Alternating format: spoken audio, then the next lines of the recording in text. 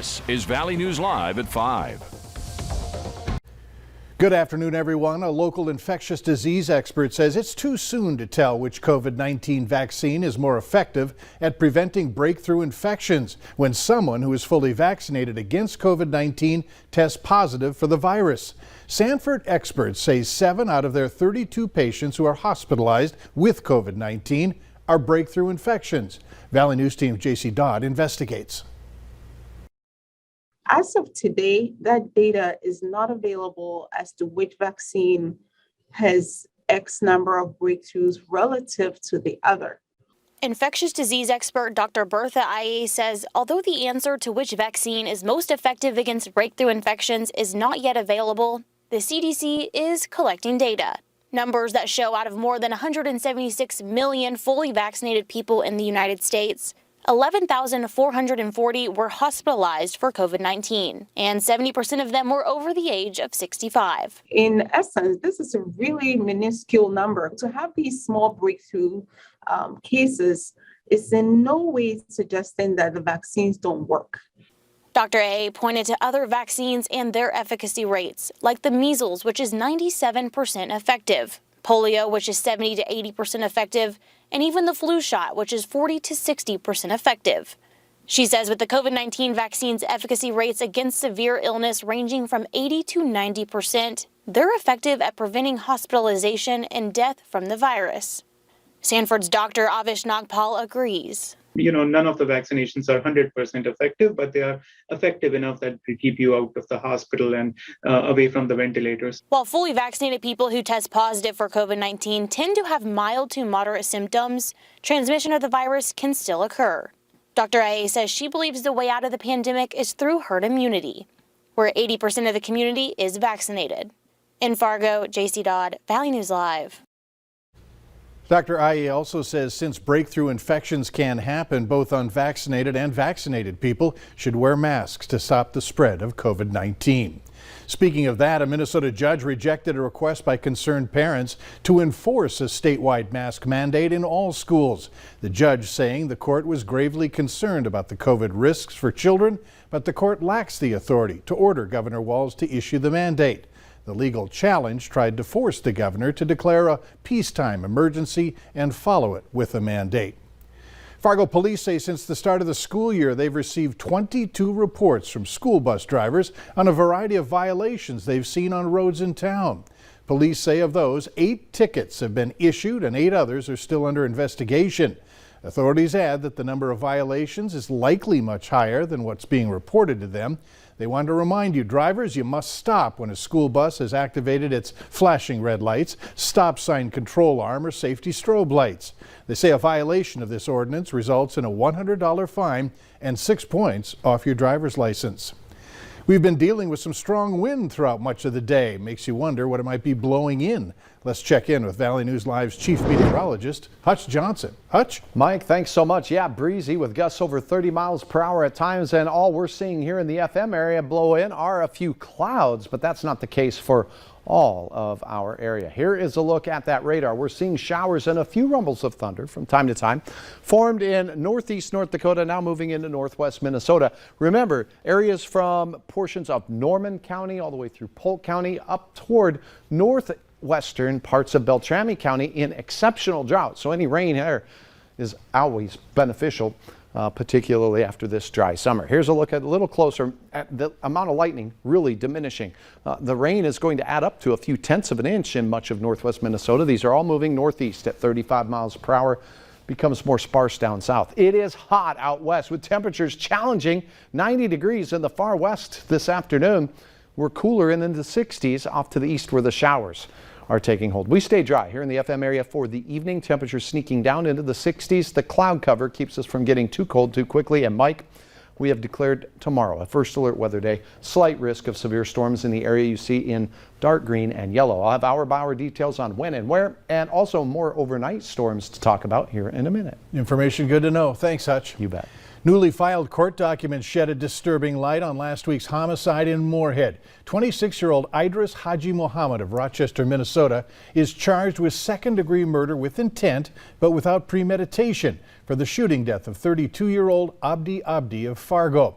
Court documents say that Haji Mohammed is seen on video surveillance chasing Abdi while shooting a 9mm pistol along the 3000 block of 17th Street South.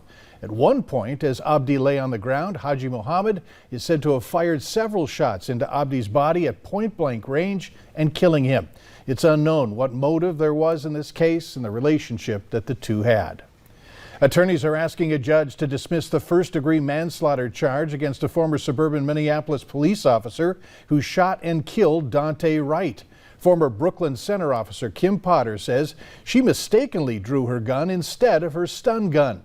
Her attorneys filed the motion today to dismiss the charge, saying she wasn't aware the weapon that she held was a gun and she was justified in using force to stop Wright because he had created a dangerous situation.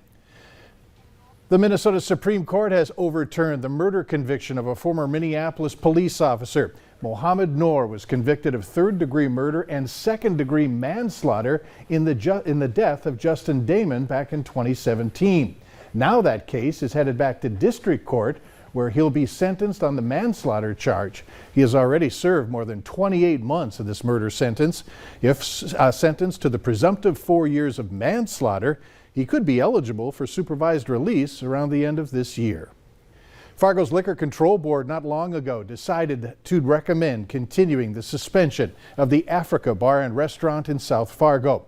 This recommendation will move on to the full City Commission for a final vote. The bar's license has been suspended since the May fatal shooting of a nightclub security worker in a parking lot near the nightclub property. No arrests have been made in the case. Today, the bar indicated that steps are being taken to improve the way the establishment is run. A motion to revoke the bar's license failed today. 4 of the most high-profile gymnasts in the world testified at a hearing today, looking into the FBI's mishandling of their cases of sexual abuse by former USA Gymnastics director Larry Nassar. Reporter Susan McGinnis has the latest on the hearing and efforts to prevent abuse of this kind from happening again. Are you going to tell your story again today? Today on Capitol Hill, 4 of the world's top gymnasts testifying about sexual abuse by convicted USA Gymnastics doctor Larry Nassar and how the FBI and others handled their cases. We suffered and continue to suffer because no one at FBI, USAG, or the USOPC did what was necessary to protect us. Olympic gold medalist Simone Biles and elite gymnasts Ali Raceman, Michaela Maroney, and Maggie Nichols accusing the organizations of failing at their jobs. I told the FBI all of this, and they chose to falsify my report and to not only minimize my abuse, but silence me yet again. It is astonishing and disturbing how many adults let you down. Today's hearing following a scathing Justice Department Inspector General report finding FBI agents never opened an official investigation, allowing Nassar's assaults to continue. It was like serving innocent children up to a pedophile on a silver platter. With Nassar serving an effective life sentence in prison, today was about holding the FBI and others accountable. The FBI firing the Indianapolis field agent who initially interviewed Maroney, but apparently did nothing more. We've been victim shamed online over and over again. We've been gaslit. We've been made to feel that we don't matter.